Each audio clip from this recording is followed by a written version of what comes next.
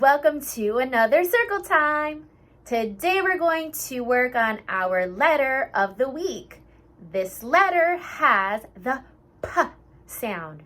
What letter has the P sound? That's right, the letter P. And we all know this right here is a P, pumpkin. Let's think of some other things that have the P sound. I'm thinking of something that grows in the ground and you water it and then the sun shines really bright on it and then it grows bigger and bigger. A plant has a P sound. What about an animal that likes to roll around and get super dirty in the mud? Yes, a pig. P for pig. What about an animal that is black and white? It lives in really cold places and it waddles around. Good job, a penguin.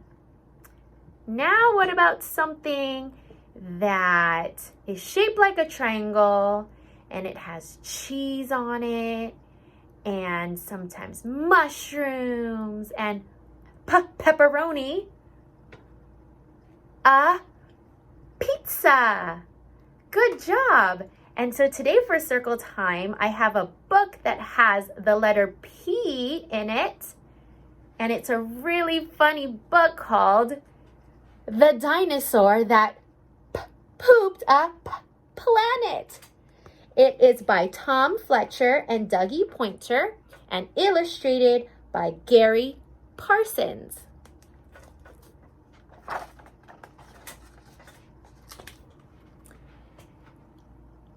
Danny and Dinosaur liked to have fun. Some days they had lots, some days they had none. One day they were bored, they had no games to play. Danny said, "Dinosaur, what shall we do today? We could mow the lawn, we could clean up the place, we could do our chores, or we could go to space."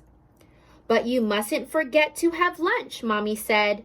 "You cannot have fun unless you've been fed."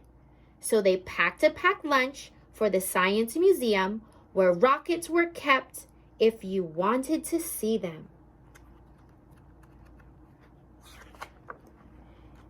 There were hundreds of rockets and spaceship surprises, tall ones and small ones of all shapes and sizes, and one that was ready to launch with a door big enough for a boy and his pet dinosaur. They ignored all the warnings, they couldn't care less. They pressed all the things they shouldn't have pressed.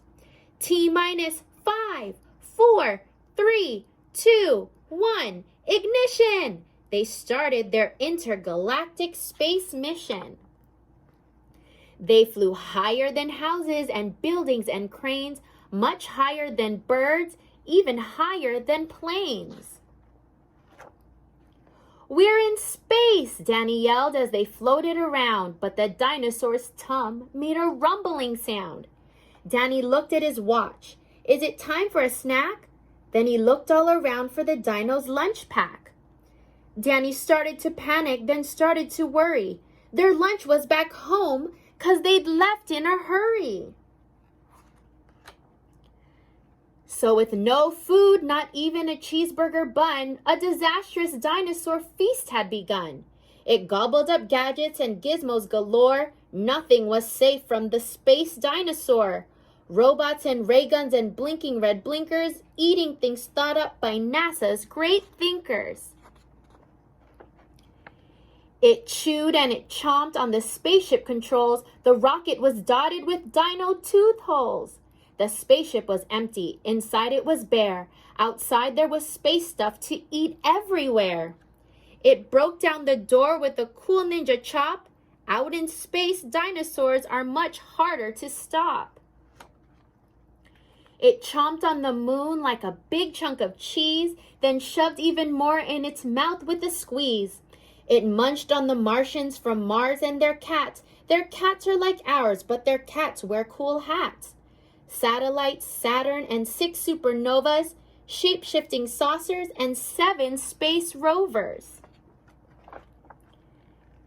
It guzzled 5 gallons of fuel from the tank, and Danny's jaw dropped as he watched what it drank. With a crunch and a crack and a nom nom nom nom, in one dino gulp, their rocket was gone. Now nothing was left. All Danny could see was a fat dinosaur where the rocket should be. And so they were stranded with no way back home, just Danny and Dino in space all alone. Now Danny was crying. He cried and he cried. He cried and his tears filled his spacesuit inside. Unless they were going to stay there forever, the dinosaur needed to do something clever. With the feeling of guilt deep down in its gut, its brain brewed a plan involving its butt. It knew there was only one thing it could do to get them back home. He needed to poo.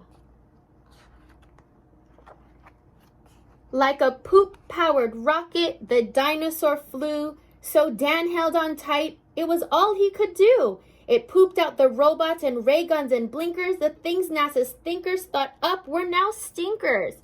It pooped out the moon. It pooped out the stars. It pooped the space rovers and Martians from Mars.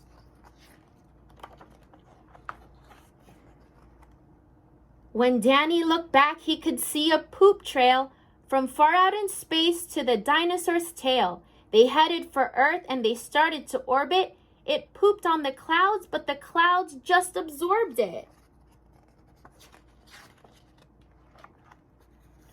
They flew past the buildings and streets of their town, leaving the houses all smelly and brown, and finally landed back down on the ground. Hooray, Danny cried, we are home safe and sound.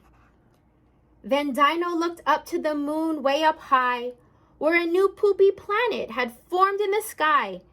And so Danny agreed with what Mommy said, that fun is not fun unless you've been fed.